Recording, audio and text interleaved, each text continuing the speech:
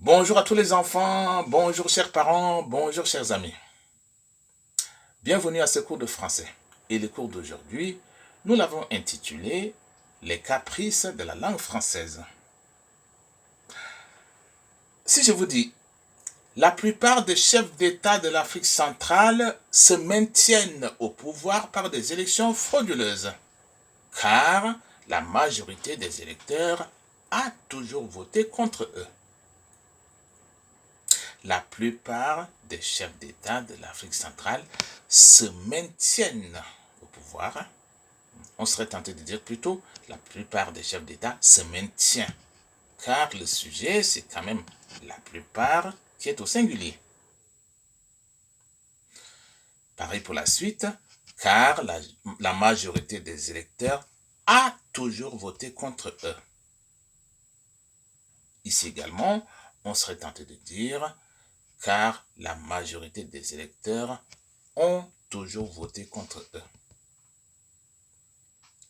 La question est donc de savoir, après la plupart ou la majorité, le verbe doit-il s'accorder avec le complément ou le sujet? C'est ce que nous allons voir, car souvent c'est source d'hésitation. Et à partir d'aujourd'hui, mes enfants, ce sera un peu plus clair dans vos têtes. En règle générale, il faut retenir, en ce qui concerne la plupart, il faut retenir que le verbe s'accorde en genre et en nombre avec le complément de la plupart. S'il n'y a pas de complément, le verbe se met automatiquement au masculin pluriel. Voici quelques exemples. La plupart des Français ne savent pas que l'Élysée soutient des régimes politiques criminels impopulaires en Afrique. Ici, le verbe savoir s'accorde avec le complément, et le complément ici c'est les Français, non des Français, donc la plupart des Français. Le sujet c'est la plupart, le complément c'est français. Donc le verbe c'est accordé avec les Français et non pas avec le sujet.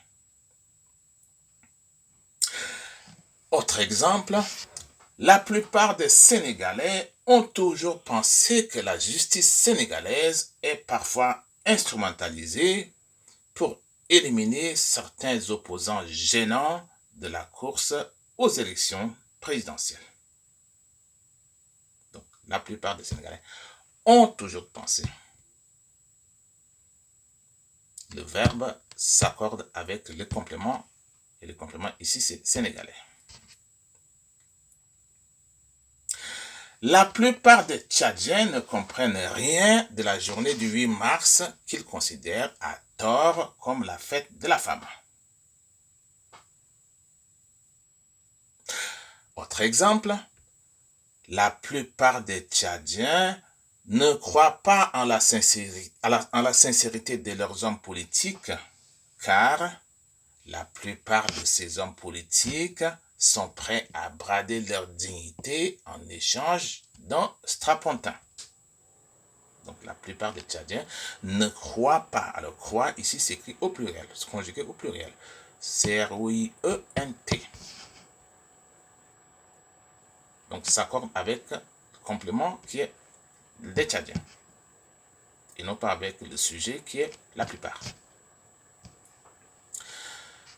Chaque fois qu'une phrase commence par la plupart, le verbe s'accorde en genre et en nombre avec le complément de la plupart. C'est ça la règle. Et quand il n'y a pas de complément, le verbe se met automatiquement au masculin pluriel. Exemple, la plupart des routes du Tchad ne sont pas bitumées. Donc la plupart des routes du Tchad ne sont pas bitumées. Là, on a un sujet, on a un complément. Mais si on dit en saison pluvieuse, les routes du Tchad sont impraticables, car la plupart ne sont pas bitumées. Et là, bitumé s'écrit au masculin pluriel. bien qu'il s'agisse de route. Et route, c'est féminin. Donc, retenez-le bien, quand une phrase commence par la plupart, le verbe s'accorde avec le complément en genre et en nombre. Donc, en gros, après la plupart, le verbe est toujours conjugué au pluriel. Parlons maintenant de la majorité, ou de la minorité d'ailleurs. Je commence par des exemples. La majorité des habitants de N'Djamena, c'est la capitale du Tchad, vit sans électricité. On ne dira pas la majorité des habitants de la capitale, N'Djamena, vivent sans électricité. Deuxième exemple, la majorité des Africains a toujours réclamé le démantèlement des bases militaires françaises. Ou encore, la majorité des Africains a toujours réclamé le départ des troupes françaises d'Afrique.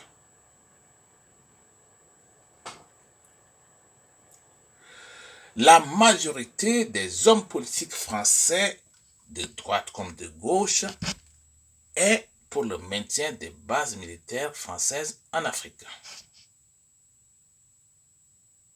Autre exemple, la plupart des Français, je reviens sur le premier exemple, un des premiers exemples concernant la plupart des Français ne savent pas que la France soutient des régimes politiques criminels en Afrique, car la majorité des journalistes français ne fait pas correctement son travail, qui doit consister à informer le peuple français de ce qui se passe ailleurs.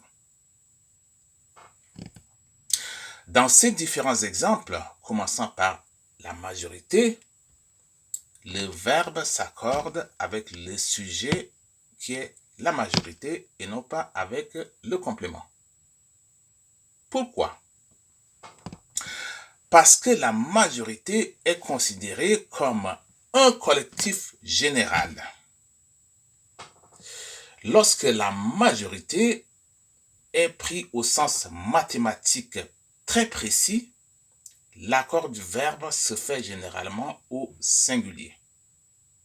Mais, il arrive que le verbe s'accorde avec le complément du nom, comme dans la plupart.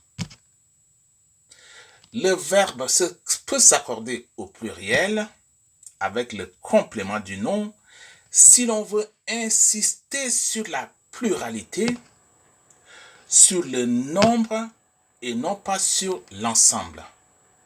C'est le cas notamment lorsque la majorité est précédée, ou non, lorsque majorité est précédée du déterminant indéfini une. Quand on dit une majorité de Français ne savent pas que la France, pays des droits de l'homme, soutient des régimes politiques criminels en Afrique.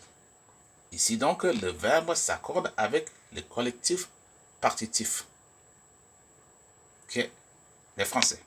Donc on dit, une majorité des Français ne savent pas.